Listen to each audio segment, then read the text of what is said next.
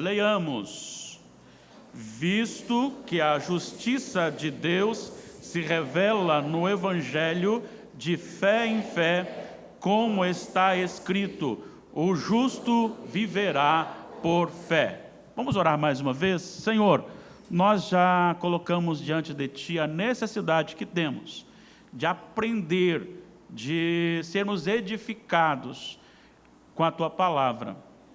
Sabemos, ó Deus, que se o Senhor não falar, se o Senhor não edificar, nada acontece. Então estamos nas Tuas mãos e na dependência do Senhor, em nome de Jesus. Amém. Os irmãos podem se assentar. Amanhã, dia 31 de outubro, comemoramos 505 anos da Reforma Protestante.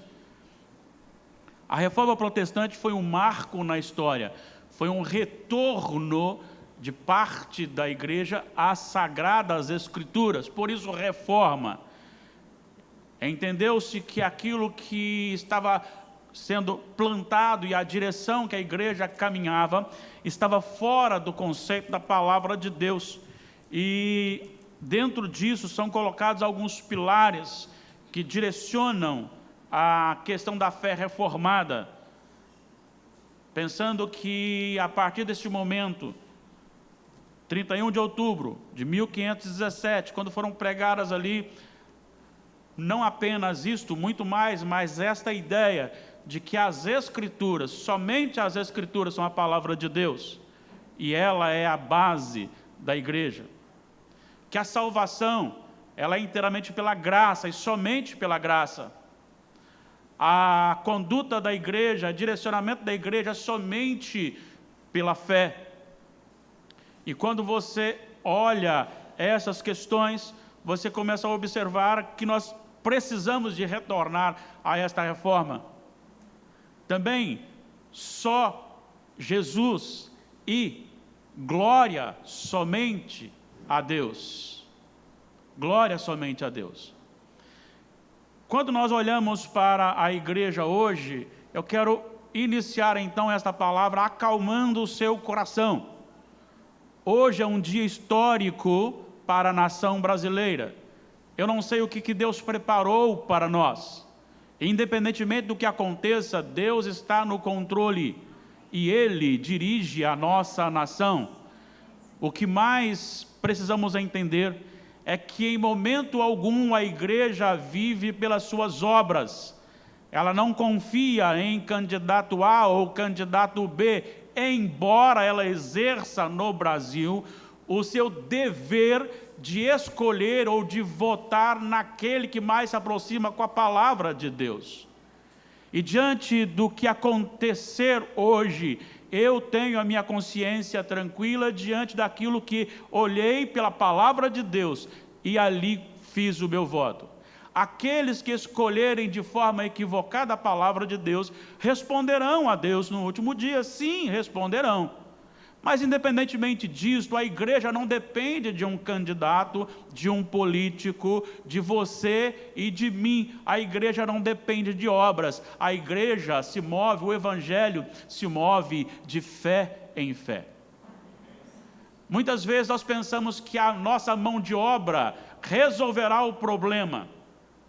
E às vezes quando nós olhamos para a igreja, quando tem fases do ano em que o templo fica superlotado, ou fases que ele fica esvaziado, e nós nos sentimos impotentes, porque nós não podemos convencer as pessoas de vir à igreja, e às vezes pensamos que nós podemos fazer isso. E às vezes pensamos que é o poder da igreja, é a ação da igreja que vai operar uma transformação numa vida e convertê-la. No entanto, não é assim. Quando nós olhamos para a reforma, uma das coisas muito importantes era justamente o desenvolvimento, a proclamação, a pregação das obras meritórias para a salvação. E uma das coisas era, o Senhor Jesus nos dá a graça mas nós precisamos de ir até Ele para receber. Então, é uma salvação compartilhada, cooperada, em que Ele oferece e nós vamos por nossa própria vontade, por nossa própria força, e então temos agora algo relacionado ao merecimento da salvação, porque nós decidimos ir. No entanto, a palavra de Deus nos informa que não é assim. A salvação é um dom de Deus. Paulo, escrevendo aos Efésios, ele diz: pela graça sois salvos mediante a fé, e isto vem de Deus, não de obras, para que ninguém se glorie. A salvação é algo concedido por Deus, e a fé que nos dá a salvação também é algo concedido por Deus. É muito importante entender isso, porque nós carregamos muitas vezes em nós esta premissa de que nós podemos fazer algo para merecer algo. Não se assustem, mas eu já ouvi de pessoas que, se orarmos de madrugada, seremos ouvidos por Deus com mais afinco do que se não orarmos de madrugada. Alguém uma vez chegou até a dizer o seguinte: eu estava orando a partir das 7 horas da manhã, vê se isso é importante. Eu tinha que orar de madrugada, porque se eu não orar de madrugada, Deus não vai me ouvir como eu quero. Ou seja, atribui-se ao meu sacrifício a bênção que Deus vai me dar.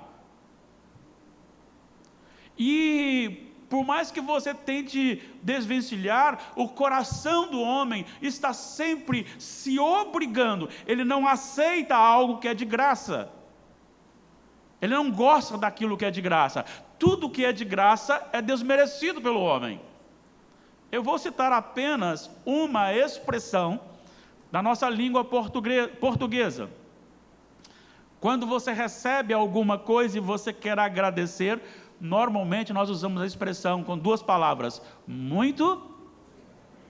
O que significa esta expressão? Essa expressão significa que, diante daquilo que você me fez, eu fico obrigado a você. É como se eu me colocasse para pagar aquilo que recebi. Eu tenho falado algumas vezes, né?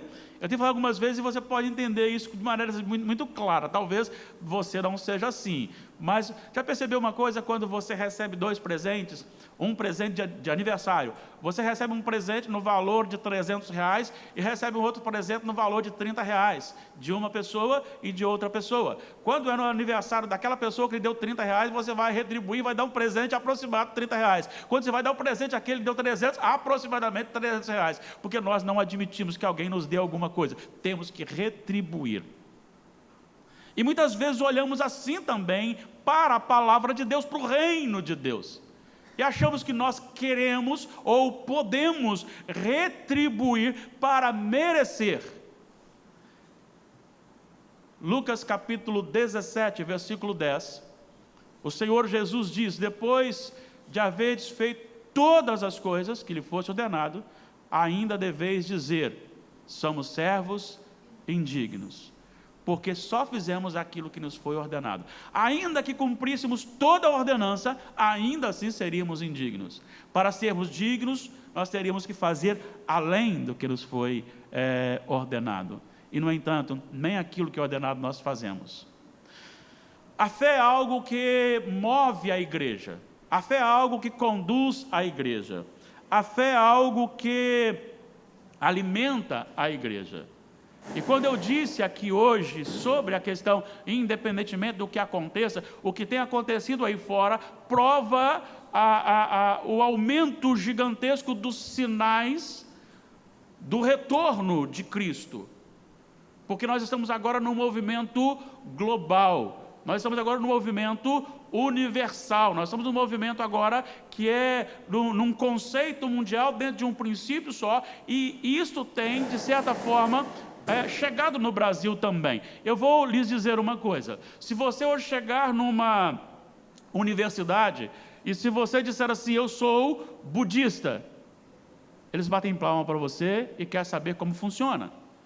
Se você falar: eu sou muçulmano, ainda que seja tão radical o islamismo, ainda assim eles vão bater palma para você. Se você for de qualquer seita ou religião afro, eles também vão bater palma para você e vão chamar isso de cultura. Mas quando você fala que é cristão, pronto, acabou para você. E o problema não está em você, o problema está em Jesus, porque o mundo odeia o Senhor Jesus. A igreja está colocada neste mundo e a igreja vive pela fé nesse Jesus. Então não espere ser amado pelo mundo. Se eles odeiam a Jesus, que é o nosso mestre, que é o nosso Senhor, automaticamente também nos odeiam. O apóstolo Paulo está escrevendo aos Romanos. Eu tenho que repetir, porque às vezes alguém ainda não me ouviu. Paulo escreve aos Romanos com a finalidade de ter a igreja de Roma como parceira para a missão que ele desenvolveria indo até me fugiu o nome do país aqui, Espanha, indo à Espanha. E o objetivo dele é que a igreja de Roma entrasse na missão transcultural. Para isso ele trata de doutrinas até o capítulo 11, e depois ele aplica as doutrinas do capítulo 12 em diante. E no final ele narra a finalidade, é que eu preciso passar com vocês alguns dias, para que vocês me encaminhem à missão. E dentro dessa doutrina pregada, ele fala a respeito do Evangelho. E é muito importante observar essas questões, porque eu quero pegar apenas essa questão do Evangelho, justiça de Deus, referente à fé. Quando você olha aqui, ele diz, visto que a justiça de Deus se revela no Evangelho de fé em fé, como está escrito, o justo viverá por fé.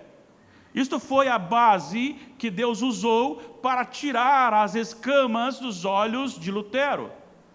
Lutero vivia uma grande angústia no coração, porque tudo que ele fazia de sacrifício, ainda assim se sentia sujo e culpado diante do Senhor. Quanto mais ele se consagrava como ação meritória, ainda assim ele se sentia sujo perante o Senhor.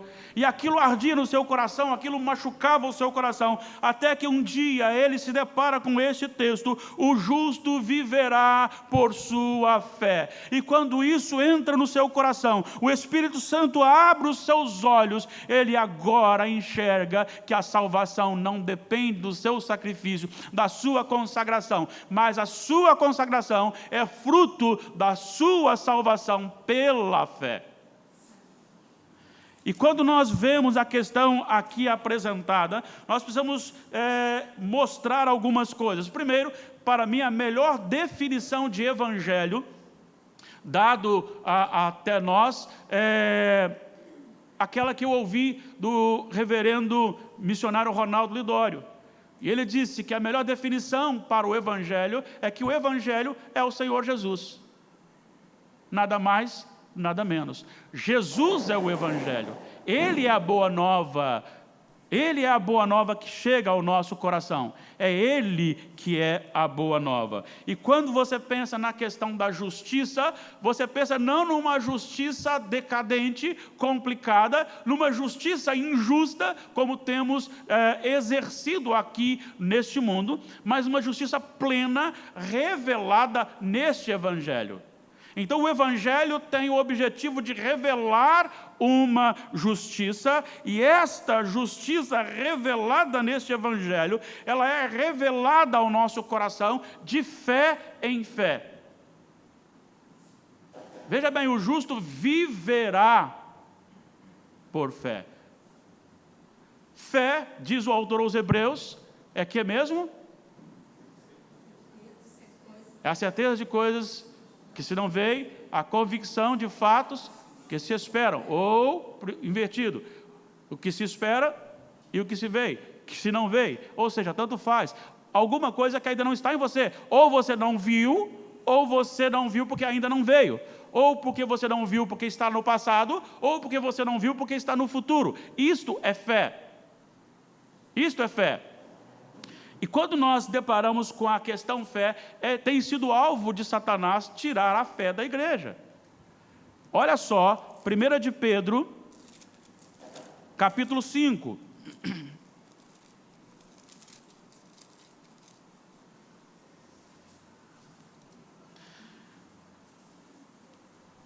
Ele começa no versículo 6 dizendo: humilhai-vos, portanto, sob a poderosa mão de Deus, para que Ele, em tempo oportuno, vos exalte, lançando sobre Ele toda a vossa ansiedade, pois Ele tem cuidado de vós. Sede sóbrios e vigilantes. O diabo, vosso adversário, anda em derredor como leão que ruge, procurando alguém para devorar. Resisti-lhes o quê? Firmes na fé. Se Satanás, se o diabo está buscando derrotar e você tem que resistir firme na fé, é porque o que ele quer tirar de você é a fé. Mas o mesmo Pedro passou por uma experiência bastante dolorosa e está registrado em Lucas capítulo 22, no versículo 32. Mas lerei também o versículo 31 para que você entenda. Jesus falando para Pedro: Simão, Simão, eis que Satanás vos reclamou para vos peneirar como trigo. Eu, porém, roguei por ti, para que a tua fé não desfaleça. Tu, pois, quando te converteres, fortalece os teus irmãos. Porque a fé é a base da igreja. A igreja, ela não faz para ter a salvação, ela crê em Jesus e por isso ela faz, ela desenvolve a sua obra. Agora, de que forma então a reforma trata esta fé? E esse texto esclarece para nós a respeito da igreja vivendo de fé em fé. Primeiro, é necessário entender o que está enquadrado como justiça de Deus, visto que a justiça de Deus se revela de fé em fé.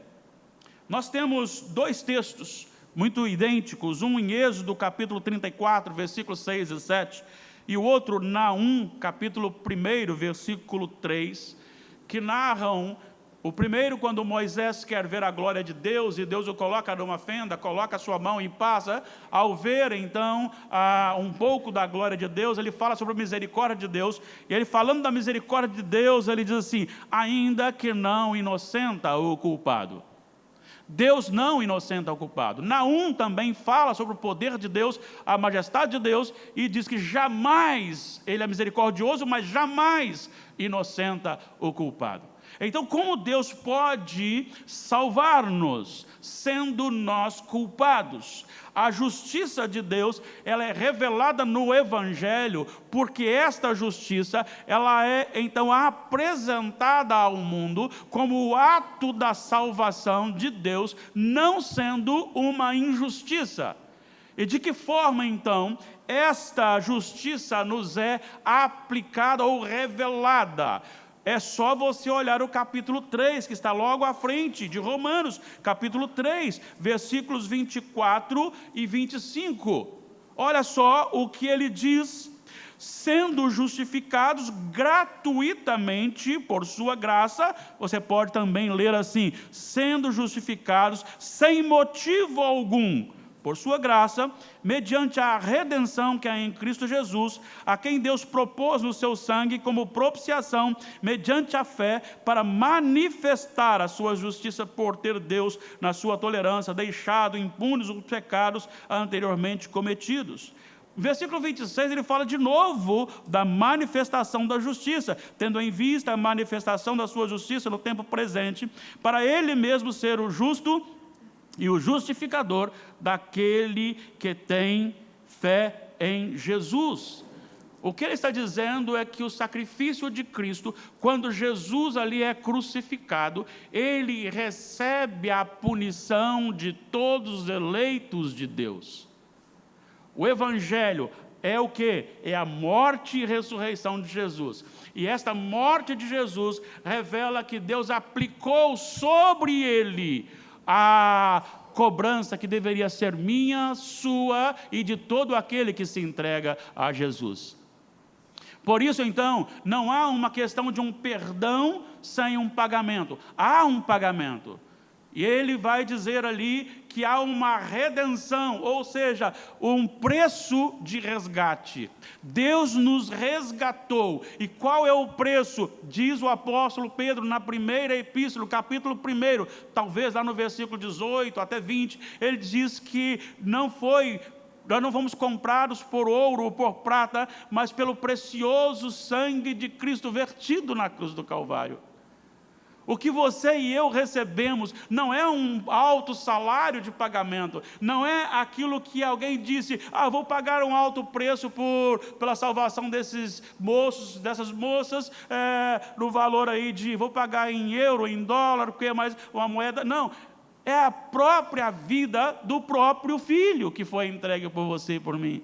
É esta justiça manifestada para que, nessa justiça de Deus, Ele agora torne você e a mim, homens e mulheres, livres da culpa do pecado. Isto é espetacular, isto é maravilhoso, olhar e dizer, apesar dos meus pecados, isso não poderá ser me cobrado no final, porque Cristo pagou por mim, a minha conta já está quitada. É por isso que ali na cruz, ele encerra o seu ministério, o plano da redenção, no contexto da crucificação, quando ele diz, está consumado. Ele está dizendo que o povo dele agora tinha acesso livre ao Pai. Agora o povo dele estava sem o peso do pecado. A justiça de Deus foi aplicada em Cristo, manifestada publicamente, e ali foi cobrado todos os nossos pecados, aquele que nós já cometemos no passado,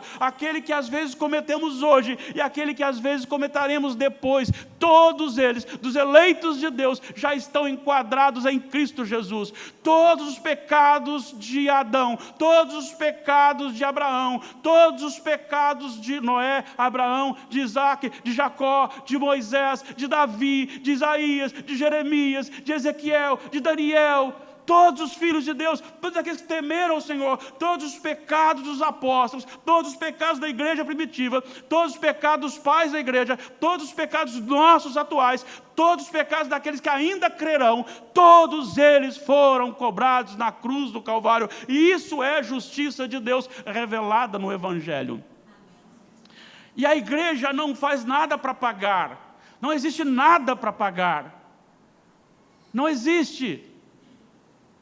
Por quê? Porque esta justiça é revelada, essa justiça é revelada no Evangelho através da fé, e de fé em fé. E esse fé em fé tem uma abrangência muito interessante, não só no contexto de plenitude pessoal, ou seja, é uma justiça aplicada desde o início ao fim, e Paulo trata isso no capítulo 5 de Romanos. Olha aí, olha só o que ele diz no versículo 5, capítulo 5, versículo 10. Porque se nós, quando inimigos, fomos reconciliados com Deus mediante a morte de seu Filho, muito mais, estando já reconciliados, seremos salvos pela sua vida. Ou seja, garantidos. Garantidos.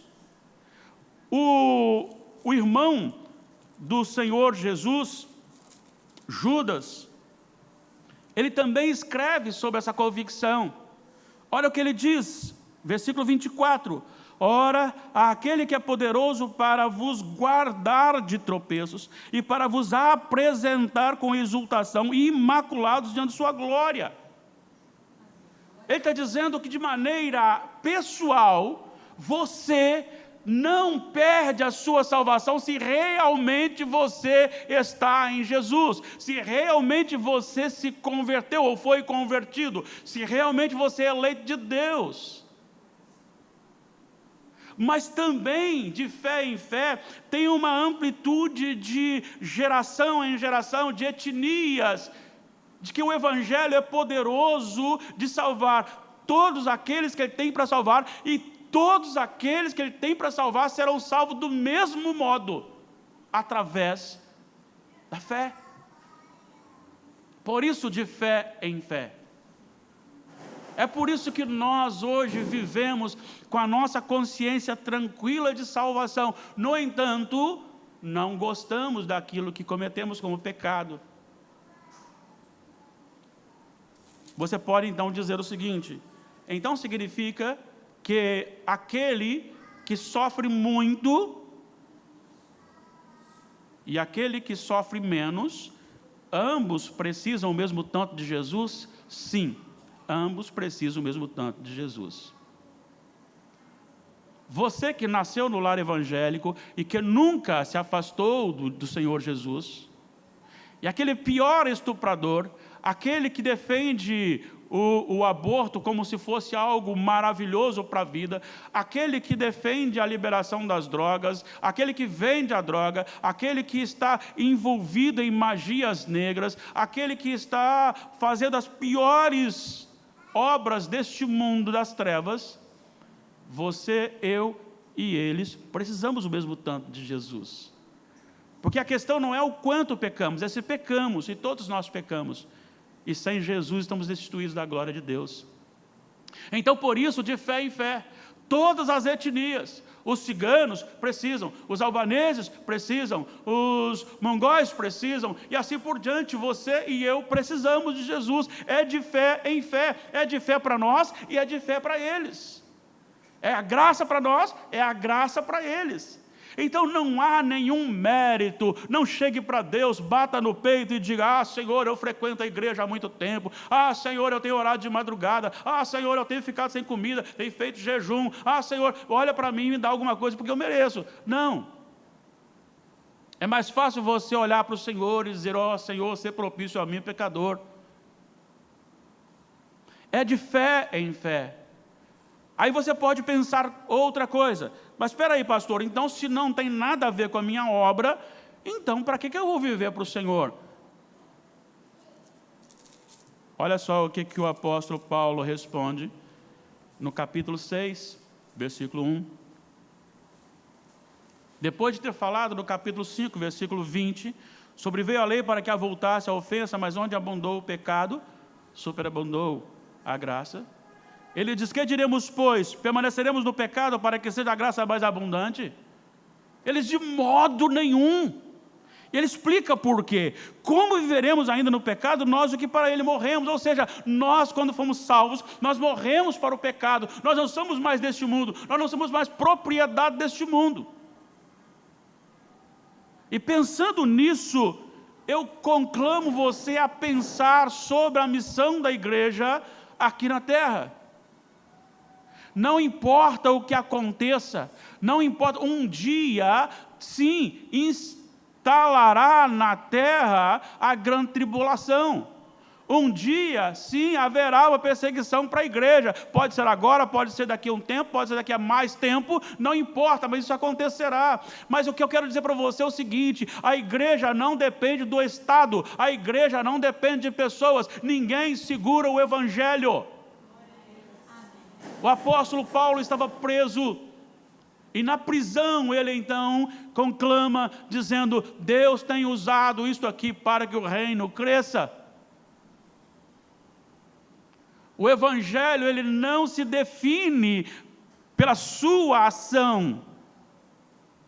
Ele não depende de uma autoridade. A autoridade do evangelho está no poder do Espírito Santo. E aí diz o Senhor Jesus: mas recebereis poder ao descer sobre vós o Espírito Santo, e sereis minhas testemunhas. Ele não disse que mudaria uma nação para que aquela nação fizesse alguma coisa, mas ele disse que a igreja está inserida neste mundo, e ela vive no poder do Espírito e não do Estado. Ela não vive no poder da denominação, mas é no poder do Espírito. Então a igreja precisa ser cheia do Espírito, porque ela vive na fé.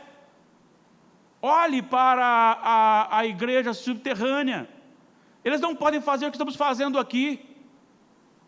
Eles não podem se reunir como nós estamos reunidos aqui. Eles não podem ter instrumentos como nós temos aqui. Eles não podem ensaios como nós temos aqui. Eles não podem falar com um tom mais elevado como falamos aqui. Eles não podem fazer uma transmissão como nós fazemos aqui. Para eles louvarem ao Senhor com mais liberdade, eles pegam barcos, entram mar adentro, e lá no fundo, quando não tem ninguém, lá eles louvam ao Senhor, lá eles glorificam ao Senhor. Mas se alguém pegar, eles vão presos. E hoje, estatisticamente, a igreja que mais cresce é a igreja da Coreia do Norte, é a igreja mediterrânea. Sabe por quê? Porque ela não depende, o evangelho não depende de pessoas de autoridade constituída. Ele depende do poder do Espírito Santo. Nós vivemos pela fé e temos que colocar toda a honra, toda a glória, tudo ao Senhor. Agora é muito triste olhar para nós, no estado que nós vivemos hoje.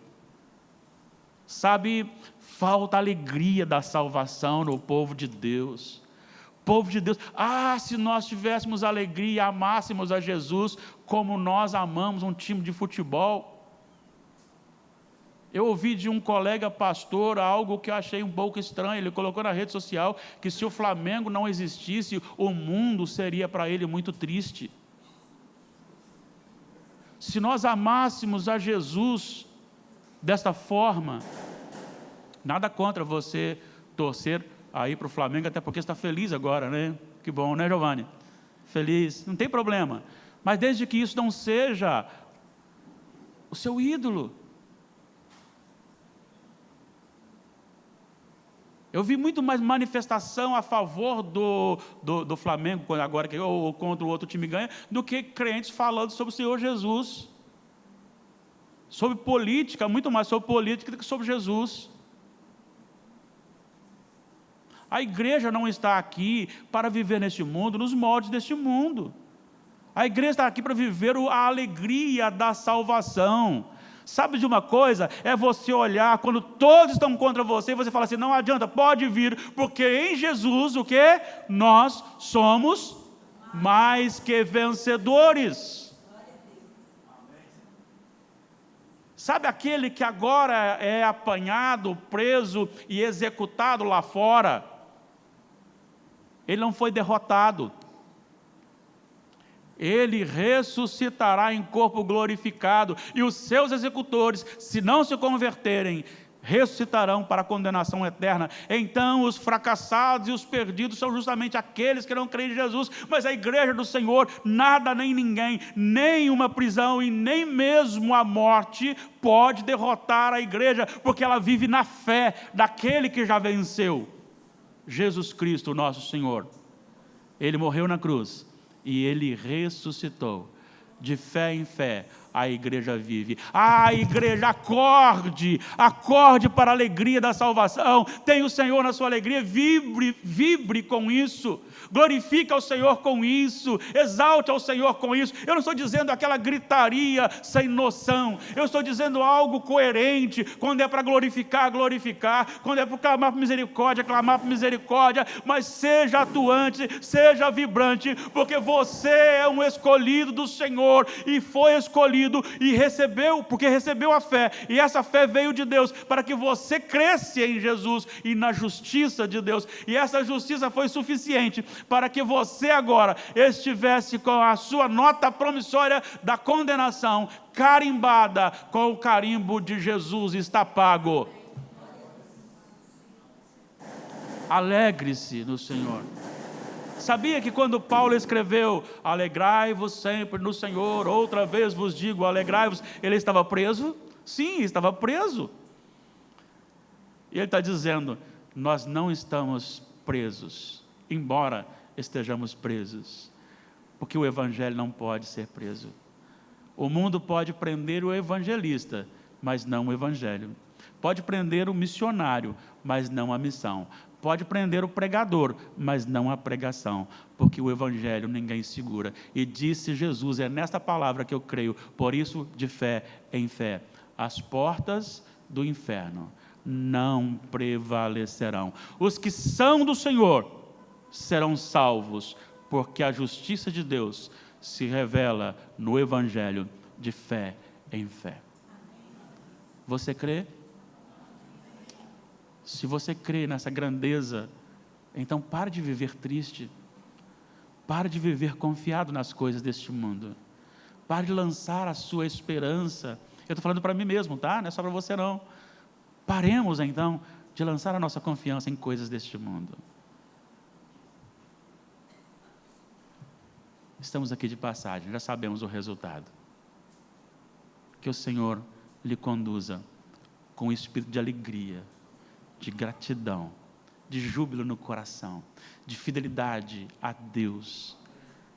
Não é para você receber a salvação. Que venha em todos os trabalhos da igreja, venha. Se nós criarmos aqui um de madrugada, venha também.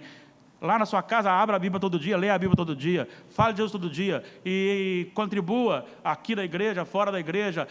Tem alguém precisando, ajude, faça, obedeça ao Senhor, mas não para ser salvo, mas é porque você já é salvo. E aí então, se eu morrer sem fazer tudo isso,